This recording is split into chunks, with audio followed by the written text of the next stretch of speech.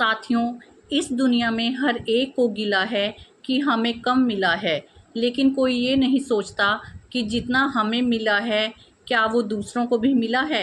नमस्ते साथियों, मैं हूँ आपकी दोस्त दीपिका और आज फिर आई हूँ एक छोटी सी कहानी के साथ। एक बार एक 10 साल की लड़की के घर उनके परिवार के पंडित जी आए, जो गूंगे और बहरे थे। इस कारण उन्होंने उस छोटी सी बच्ची के हाथ में एक स्लिप पकड़ाई, जिसके ऊपर लिखा था कि बिटिया, तुम बहुत भाग्यशाली हो और एक दिन तुम्हारी लॉटरी ज़रूर निकलेगी। वो पंडित जी तो वहाँ से चले गए, लेकिन वो बात उस लड़की के मन में घर कर गई। अब वो दिन रात बहुत खुश रहने लगी कि एक दिन उसकी लॉटरी ज़रूर निकलेगी। करते करते उसने 10th के पेपर दिए और आगे अपनी हायर स्टडीज़ भी की। एक टाइम ऐसा आया जब उस लड़की की शादी हो गई। शादी एक बहुत ही अच्छे परिवार में हुई और उसके हस्बैंड भी बहुत अच्छे थे, जो उसे हर तरीके से खुश रखते थे। उस लड़की ने अपने हस्बैंड को यही लॉटरी वाली बात बताई। तब उसके हस्बैंड ने कहा कि हमारे पास सब कुछ तो है, हमें किस बात की चिंता। लेकिन उस लड़की के मन में ये लॉटरी वाली बात घर करी हुई थी, इसलिए वो कभी खुद और कभी किसी के हाथ एक लॉटरी की टिकट मंगवा लिया करती थी कि कभी ना कभी तो उसका नाम इस लॉटरी की टिकट में ज़रूर निकलेगा।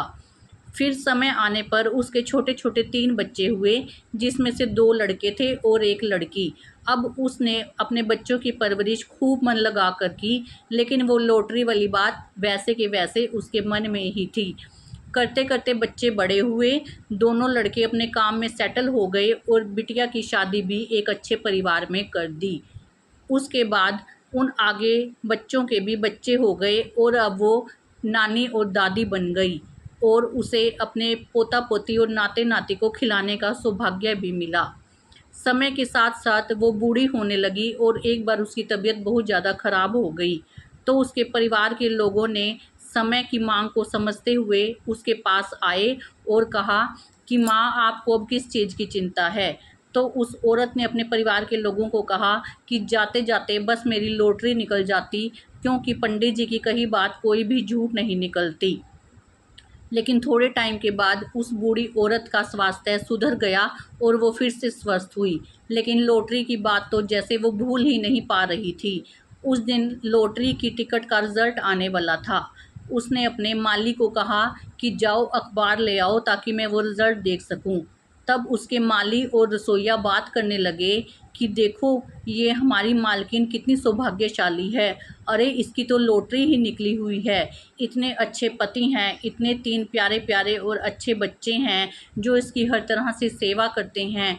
नाती पोती वाली है और उम्र भी बढ़ती जा रही है, लेकिन फिर भी पूरी तरह से स्वस्थ है। अब ये बात बुढ़िया ने सुनी तो उसने अपने आप को ठगा सा महसूस किया और उसने सोचा कि मैं व्यर्थ में ही इस लॉटरी की चिंता कर रही थी। वास्तव में मेरा परिवार ही मेरी लॉटरी है, मेरे बच्चे, मेरा पति और मेरे नाती पोती ही मेरी लॉटरी हैं। मैं तो कब से ही लॉटरी जीत चुकी थी, बस मैं इसकी वैल्यू ही नहीं समझ पाई।